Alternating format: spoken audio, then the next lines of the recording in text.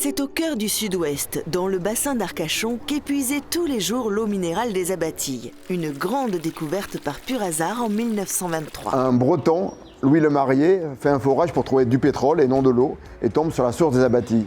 Une gériance naturelle fait remonter l'eau à 8 mètres de haut. Une analyse s'ensuit et nous découvrons qu'elle a des vertus thérapeutiques et devient une eau médicinale de santé. Elle prend sa source au cœur du Massif central et parcourt 1 km tous les 300 ans. Traversant sable, argile et roches, elle se charge en minéraux et est stockée naturellement sous terre à 472 mètres sous Arcachon. L'eau, elle va être captée ici et elle va partir jusqu'à la soutireuse où l'eau va rentrer dans les bouteilles.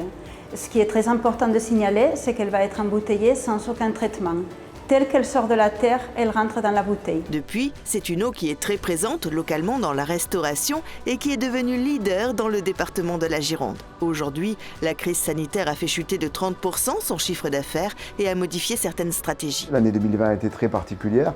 Nous avons donc décidé de prendre du recul, d'avoir une réflexion profonde sur notamment l'utilisation du plastique. Et nous avons décidé de placer 50% de notre production en plastique recyclé.